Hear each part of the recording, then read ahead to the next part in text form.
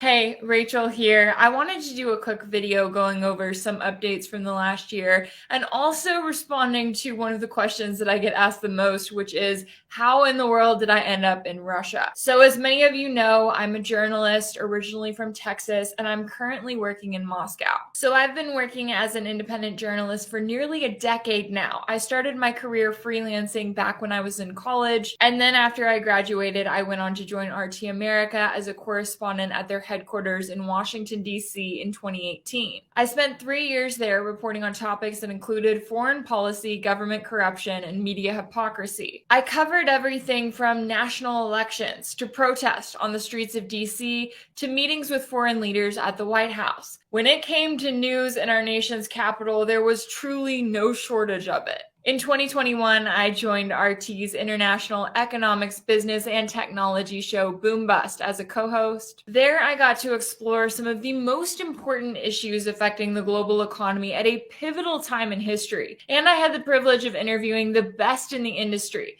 as central banks printed a record amount of money and cryptocurrencies saw record highs. Then came 2022 and the war in Ukraine. And if you've been following me for the last year, then you probably know that my life became national news when RT America shut down production on March 3rd. That led to unprecedented censorship, as big tech giants like Twitter proudly announced that they would be intentionally shadow banning my account due to my work with RT.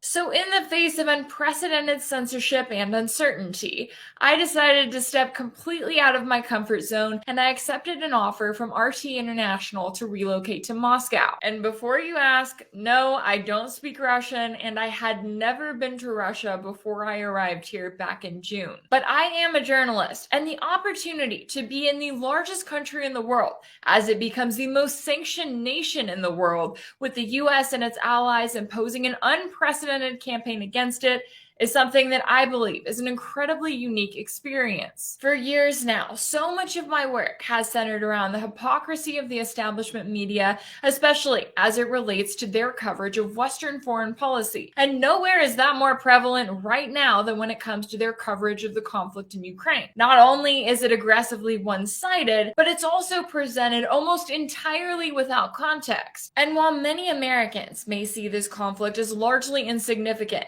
in the sense that they hear about it in the news or they read about it on social media, but it doesn't really affect their everyday lives. The reality is that as NATO allies become increasingly involved, sending weapons, ammunition, funding, and now even tanks, they are, as Germany's foreign minister recently admitted, fighting a direct war against Russia. A direct war that very well could lead to the start of World War III. And it's not just hawkish politicians and mainstream media networks. Big tech companies are also continuing to parrot the exact same narrative and to go after anyone who doesn't, labeling them as quote-unquote disinformation. So I say all of that to say, if you find value in my work, please take a moment to make sure that you're following me on other alternative social media platforms. Follow my channel on Telegram and be sure to join my group there so that you can keep up with all of the latest breaking news updates. Follow me on minds.com where you can get updates on all of the latest when it comes to my work. And follow along on Rockfin, Rumble, and Odyssey so that you can join in on the conversation when it comes to live streams. I've really enjoyed getting to chat with you guys there. If you've been following for just a few days or you've been on this journey with me for a few years, thank you so much for all of your support.